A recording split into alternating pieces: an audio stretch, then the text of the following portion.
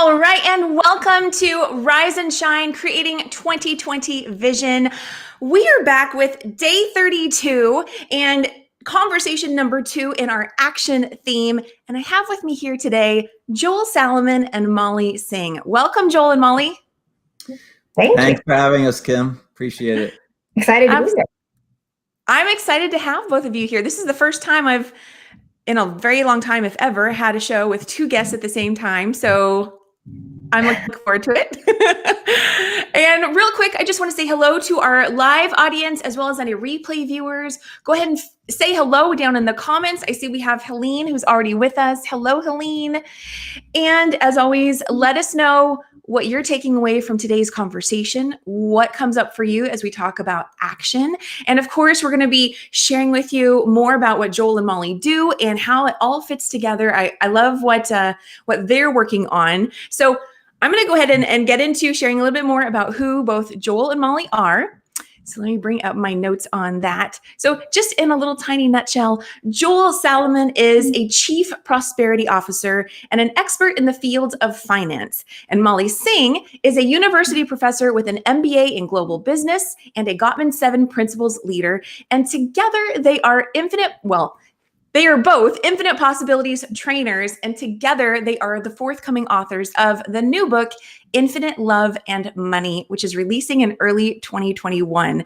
And so real quick, if you'd like to connect with Joel, you can go to salamor.com, which is SALAURMOR.com, or you can connect with Mollie over at molliesingh.com, and that's MOLLIESINGH.com. Hello, you two. Hi. Hi. So will you both just maybe start with Joel and we'll move on to Mollie. Just tell everyone a little bit more about who you are and what you do. Sure. Joel, you want to go ahead? Ladies first. Okay. I am, as you mentioned, a university professor as well as a 7 Leaders coach. And I also am an Infinite Possibilities leader. And I took the 2 works, Infinite Possibilities and the Gottman 7 Principles, and I combined them to create a new book called Infinitely Loving. And it's a workbook very akin to the Infinite Possibilities book. And it follows with it and matches the Gottman principles of making a marriage work. So, wow. So I'm very excited about that. And then Joel and I met and we connected on that level. And we decided that since money is one of the biggest conflicts that people have, perhaps it's time that we write a love and money book that combines all these things. I think that's awesome. That's wonderful. Yeah. Joel, will you tell everyone a little bit more about who you are and what you do? Sure. So as you mentioned, I am a prosperity coach. That's what I call myself, a money coach. So I teach people how to change their mindset around money from limiting beliefs to empowering beliefs, from scarcity and lack to prosperity and abundance. So it's all about shifting the mindset. But then I also teach how to invest, how to invest in the stock market. In my bestseller last year, The 9 Money Rules Millionaires Use, I gave people the 5 proprietary step stock screen that I created. And I also created a 7-step real estate screen to invest in real estate. So I teach people how to invest, I teach people that they can do it themselves, DIY investing. And then I also teach people how to improve their credit score. A lot of people are struggling these days, how to get out of debt, how to get their credit score up, and also their financial freedom number, which we talk about in Infinite Love and Money as well. So it's really important to know your finances, to know where you are and where you want to get to. And when you calculate your financial freedom number, you can see where you are and how far you are away from being financially free. So those are the kinds of things I teach to my clients. And as Mollie said, we had this idea a couple of years ago that the number one one of the number one reasons why couples relationships end is money. And Mollie being an expert couples coach, I figured partnering with her and helping couples to overcome this big problem, we can help couples stay in relationships longer and have a better relationship with money as well. Awesome.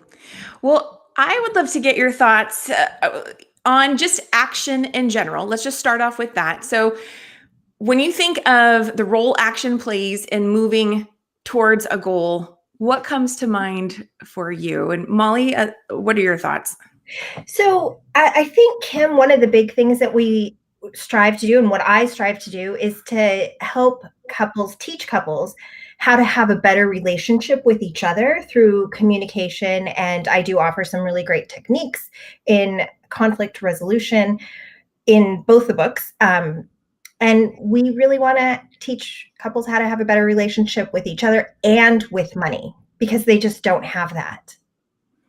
So, what would you say is the first step when it comes to taking action and doing that?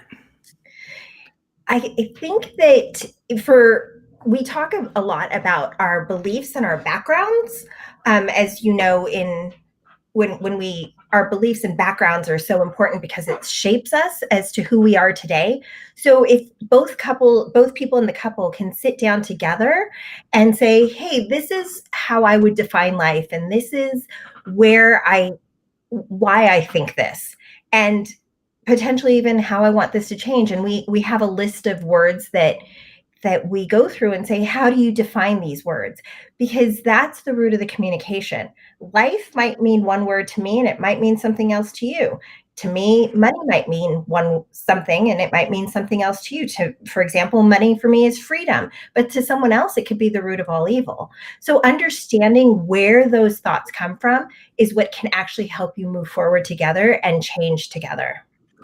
I love that. That is such a good point, Mollie, about really what I'm hearing is taking time to go, okay, we love each other. We're in this, partnership together. Mhm. And if something's not connecting quite right or whatever, what can we do about it? Rather than assuming that things just are the way they are, what maybe can we do differently? And that's such a great thing to look at, is even just the way we think of certain basic words. We may assume everyone has the same definition, Mhm. and to be open to taking action on, okay, let me explore that a little further beyond what I thought I was seeing. Let me take that a little further and see what shows up. That's right. Yep, absolutely. For me, taking action is starting with a small step. We had this idea.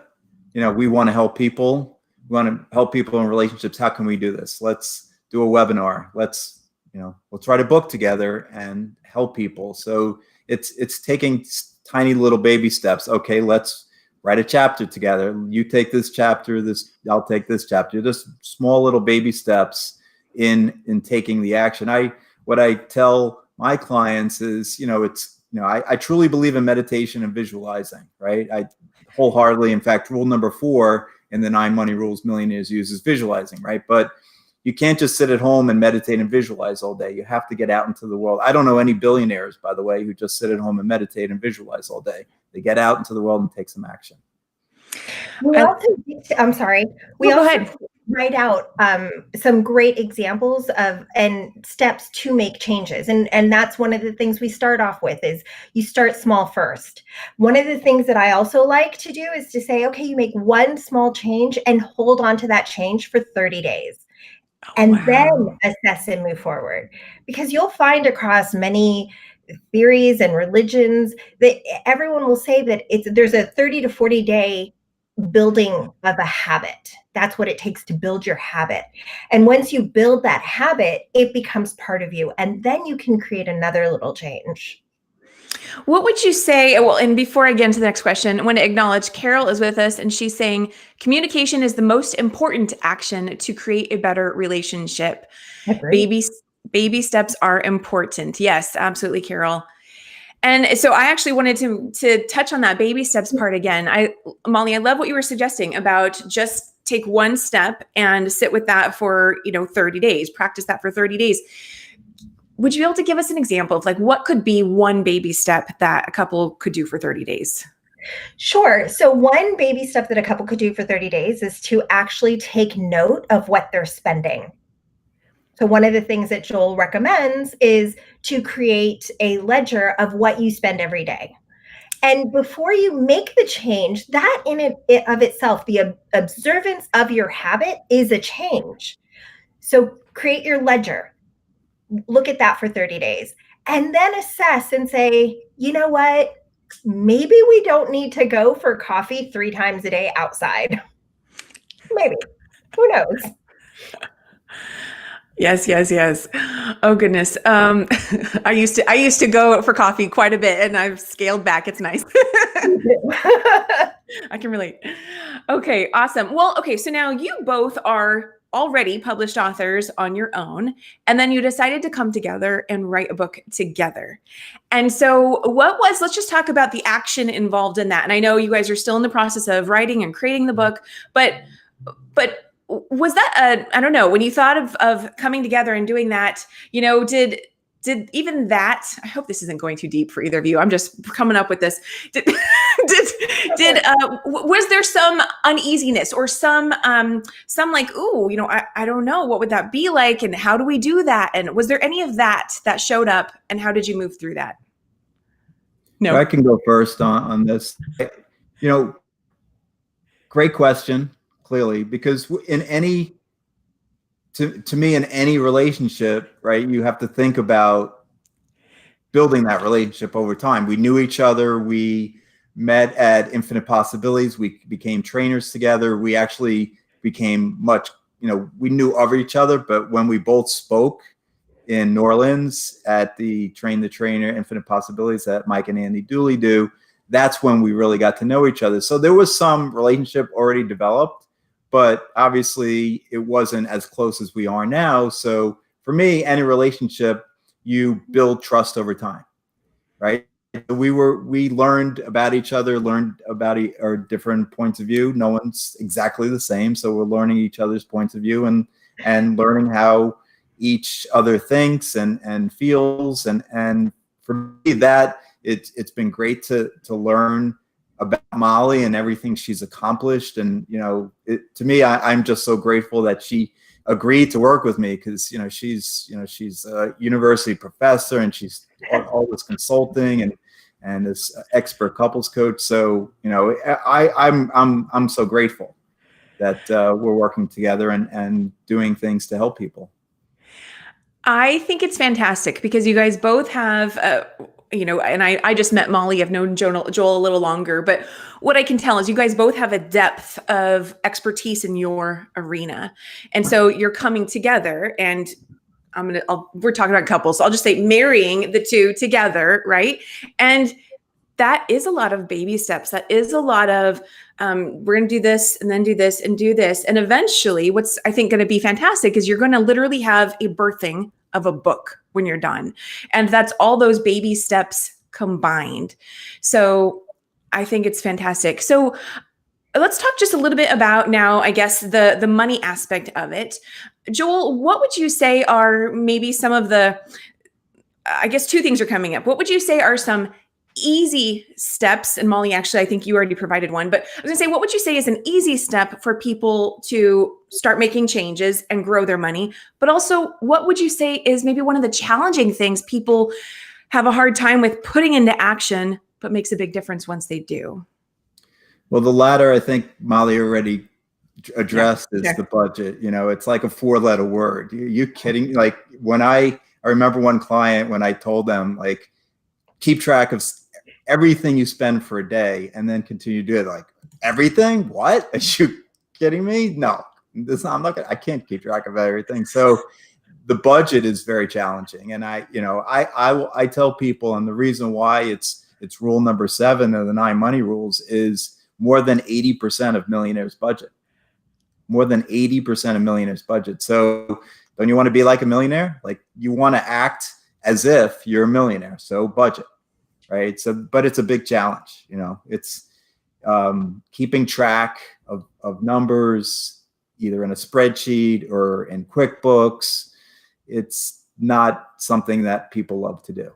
But like Mollie said, once you develop the habit, it can become second nature. It's easy for you. And if you have a business, start on the business first, because it's easier, because you already have probably some some apps that you use, and it's healthy to know where your business cash flow is.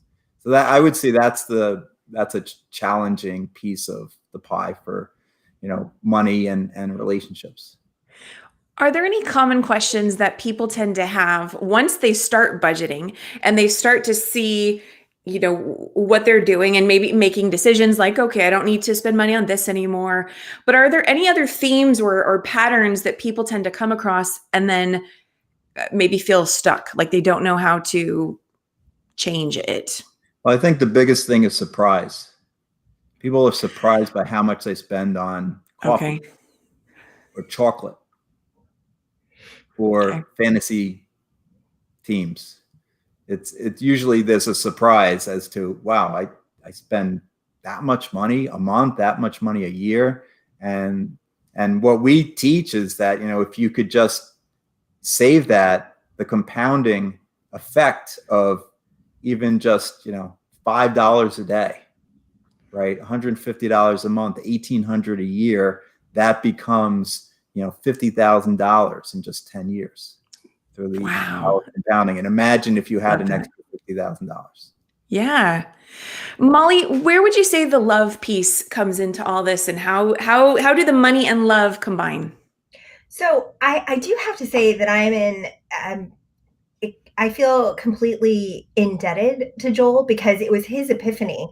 And when he came to me with this, it was one of those things like, oh my God, of course, what a great idea. And there was no hesitation for me to say, yes, let's do this, because it was such a natural fit. And I'm so grateful to him for thinking it. And I think that the love comes in because when two people are coupled together, they're in love. And we tend to put these rose-colored glasses on. And in Infinitely Loving, I do talk about wearing those rose-colored glasses and continuing to appreciate your partner more than you criticize your partner, because criticism's terrible in a relationship, in anything, but especially in a relationship.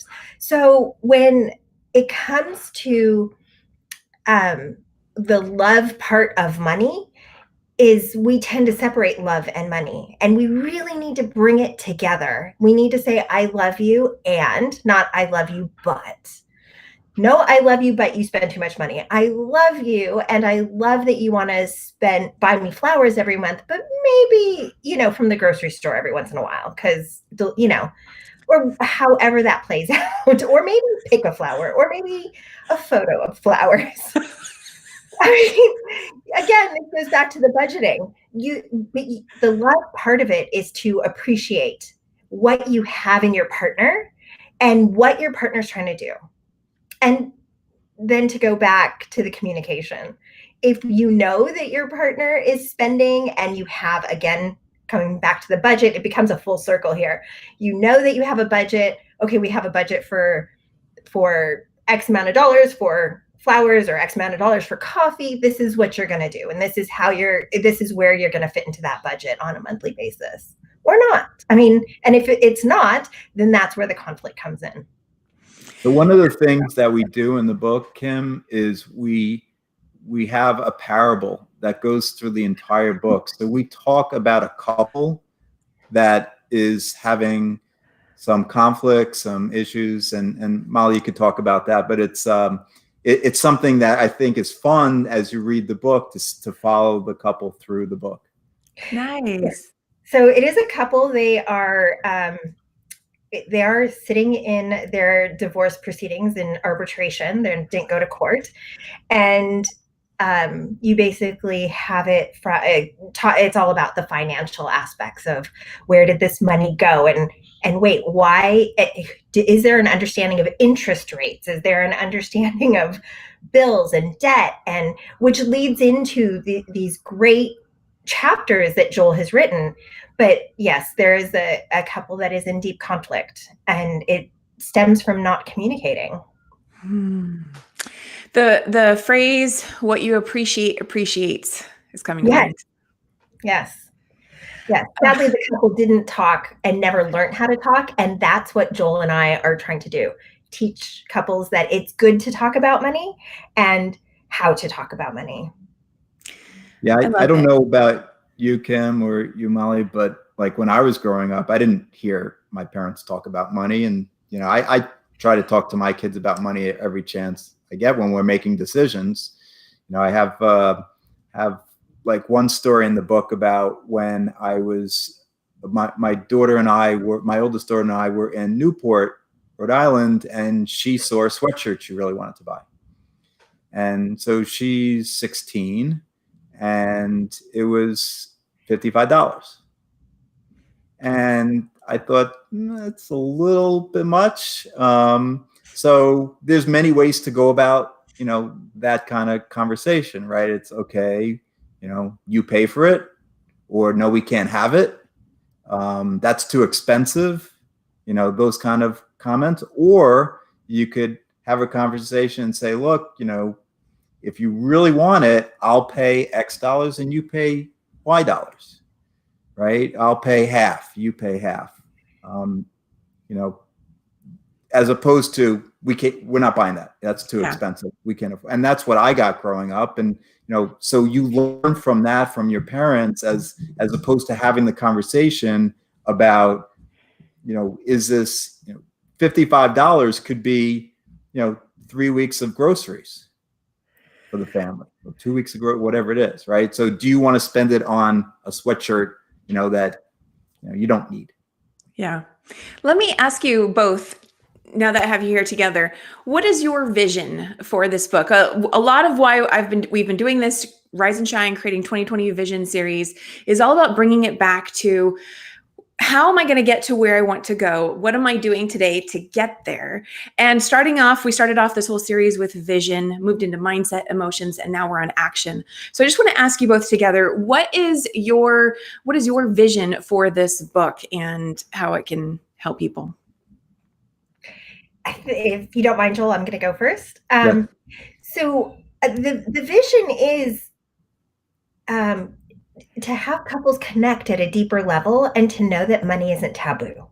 And in fact, money is part of your growth together, individually and together, and not to be afraid of being in a relationship with somebody because of money, because they have less money or you have more money or we have money differences. But really, when you think about it, depending on which statistic you look at, divorce rate is 40 to 50%. And a lot of that is about money. And so my vision is to have couples have a better relationship and less divorce rate. More staying. Yeah, and that's mine too. I mean, the reason why I had the epiphany is I want to help companies stop getting divorced, right? And we want to reach as many couples as we can and help them, especially during these volatile times. And we want to help bring calm to relationships as opposed to more stress and so for me that's key. We want to help couples understand their relationship better and understand the relationship with money better. I love it. Well, one of the things I like to do on this show, and I'm just being mindful of the time, we have a few minutes still left, but one of the things I like to do is I like to pull cards. So I'm going to shuffle and pull a card. And while I'm doing that, will you both tell everyone where they can go to connect with you beyond this? I know I gave your websites earlier. I don't know if you have somewhere else you'd like to direct them to for the book or anything else. Go ahead, Molly. Oh, so you can connect with me on Facebook, Mollie Singh. You can also, my website is Mollie Singh, MOLLIESINGH.com. You can email me through there. And yeah, I'd love to connect with anybody. Reach out, let me know. Yeah. And Kim, I think you gave my web address, SALAURMOR.com. People can connect with me there, but if anybody wants to email me, feel free. It's joel@salomon.com as well. And I gave everybody 30 minutes free prosperity coaching. So just reach out to me on my website. Same here. Anyone listening, just mention the video, 30 minutes free. Awesome. That's very generous of both of you. Well, and I know the book is coming out in spring 2021. Is there an exact date or anything more? Go ahead. We're targeting mid-June. Okay, got it. Yep. But we do both have books out on Amazon. If anyone is interested, we have our individual books out. Fantastic. Well, okay, so let's just add on to this message. Let's see what self-love card wants to come through, and let's see here. Oh, never mind. Something popped up already. We have 3 cards. Okay, the first card is my past is part of the richness and fullness of life. And the second card is I open myself to all good. And the third card is I choose a bright future now. Awesome. Love them. One of the things I do, okay, so Molly, I don't know if you know this, it was in the email, but one of the things I like to do at the end of this series is I pose a question to my guests, and it's a fun question. The audience here, they know what's coming. And so I would like to ask both of you, would you be open to making up a random song with the word actions or action, or it could be love, money, infinite in it? I'll repeat the question. Would you be? So it just has to show up once. I love that you're laughing. Molly, you can say no. I'm a yes and kind of lady. So I have a poem. Do it you? has the word love in it. Would you like to share that with us? I would love to. That would be awesome. Okay. We were 2 people who came together. Little did we know we could love so fiercely, entwine so passionately, fight so mightily, love so dearly. May we grow, be it snowy or sunny. I am you and you are me. We are so because we are we. May we always know we are one. Oh, did you write that? I did. I love that. That's fantastic. Thank you, Molly. Yes. My pleasure. Very powerful. That is perfect. Well, we are nearing the end of our show today. Is there anything else that either of you would like to share about the importance of taking action for, that love and money to come together, for couples to, like you were talking about, bridging that gap and maybe healing those aspects of the relationship that were out of sync through the concepts of love and money that you're both sharing? Is there anything else you'd like to add? I would. So we talk about the parable with the couple who's in deep conflict and in their divorce proceedings.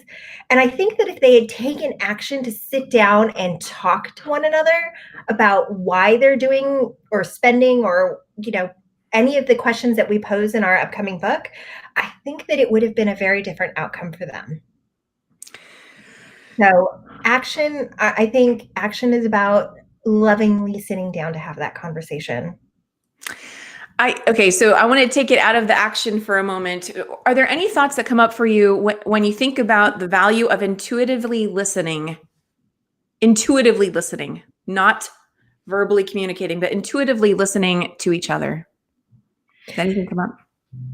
Of course. I think one of the things, and I kind of talk about this in the Infinitely Loving workbook, is one of the things that we really like to do is say, well, I've known him or I've known her for so many years, or even my husband and I, and we have a wonderful relationship. We'll say, well, we've been together for 10 years. Don't you know this by now? And it is that stopping. We're not stopping to be present in the moment. And I think that if at any time we stop to be present in the moment, we reach for love before we reach for anger or frustration. And that is the best part, is being present. And that would be the intuitiveness. That's beautiful. Thank you for adding that, Molly. Wow. Yeah. Wonderful. Well, Joel and Molly, thank you so much for being here today. I appreciate you being here and sharing your thoughts on action and also this beautiful combination of love and money and how, so many more metaphors could be made out of this. To me, this is like the combination of the masculine and the feminine, right? It's gaining more flow. It's more connection. It's all of that. So wonderful. It's also about balance. And balance. Yeah. And harmony, that word, harmony. I love it. Okay, well, thank you so much to both of you for being here. Stay right there. Don't go anywhere just yet. Thank you to our live and replay audience today. we have Carol here. I think she wrote this after you said your poem. She says, beautiful, Mollie. Oh, thank you. And Helene is also saying, I love that, Mollie Singh. Thank you for sharing with us. And Joanne, so good to see you here too. She's saying, thank you, Joel, Mollie, and Kim. Absolutely. So thank you to each of you for being here today. Let us know if anything else came up for you in today's conversation. Wherever you listened or heard this, we were live on Facebook, YouTube, and we'll also be on Apple Podcasts and other platforms tomorrow. So with that said, remember, this is still your time, your year. What are you focusing on? What are you taking action on so that you can create the vision you want to experience this year and beyond? We'll be back again on Monday with another fantastic guest, another show, and I will see you all then. Stay right there, Joel and Mollie. Bye, everybody.